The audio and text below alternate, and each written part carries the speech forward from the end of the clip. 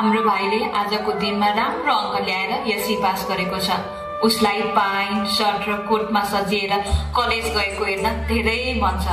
सधैँ झै हाम्रो भाइको साथमा रहेर उसको रक्षा गरिदिनुहोस् भगवान।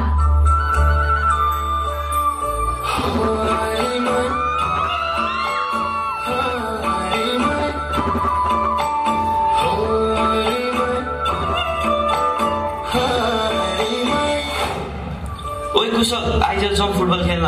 सबै साथीहरू आइसके। आकाश राम्रो जुन ताराले हो, धरती राम्रो जुन किरीले हो, आकाश राम्रो जुन ताराले हो, धरती राम्रो जुन किरीले हो, काठै खायो धमिराले, मनै खायो मन किरीले हो।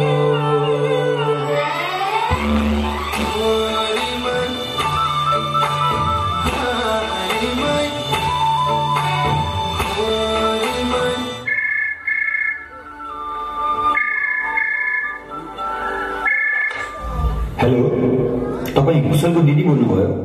हजुर हो, के भयो र? हामी प्रहरी कार्यालयबाट बोल्दैछौँ। तपाईँको भाइ कुशललाई हामीले लागु पदार्थ सेवन गर्ने क्रममा रङ्गे हात समातेका छौँ। तपाईँ छिटोभन्दा छिटो प्रहरी कार्यालय आउनुहोस्।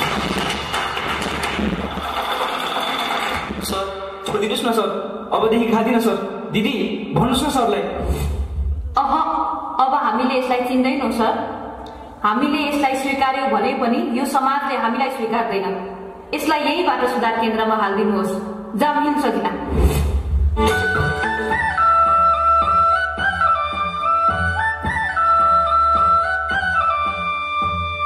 सिरेटोमा शीतको थोपा पाउ छोई गयो, घाम लागि सिर छुँदा जुन प्यारो भयो।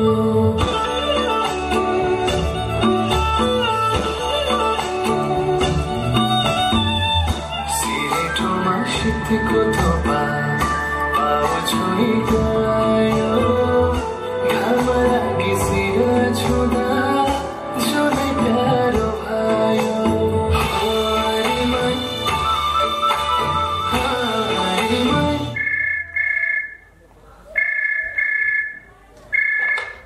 हेलो, हामी सुधार केन्द्रबाट बोल्दैछौँ।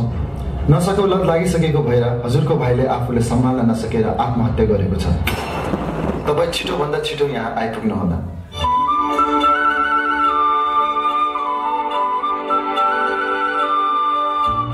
जान्छु म त सररा नथुनारैमा गरौ माया धररा छुटिने बेलामा।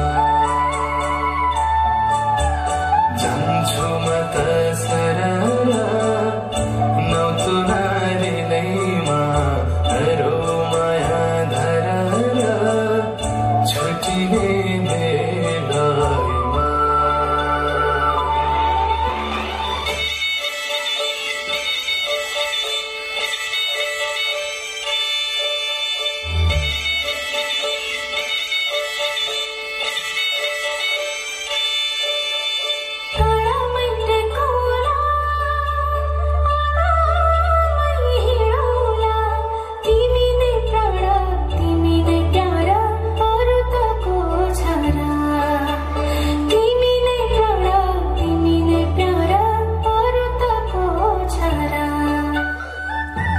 दिदीहरू, मलाई माफ गरिदिनुहोस्।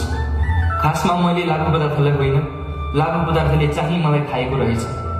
मैले धेरै प्रयास गरेँ, तर मैले नसाको लतलाई छोड्न सकिनँ। एडिक्ट बनेर तपाईँहरूको लागि बोझ बन्छु जस्तो लाग्यो। तपाईँहरूको आशा र विश्वासमा मैले ठुलो चोट पुर्याएँ। मैले यो कदम लिनै पर्ने थियो। मलाई माफ गरिदिनुहोस् दिदी, मलाई माफ गरिदिनुहोस्।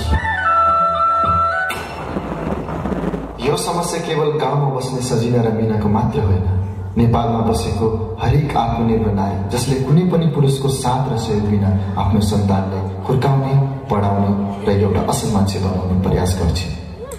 तिनै सन्तानलाई पछि गएर खराब लतमा लागेर उनीहरूमाथि भएको विश्वास र आशा सबै तोडिदिन्छ।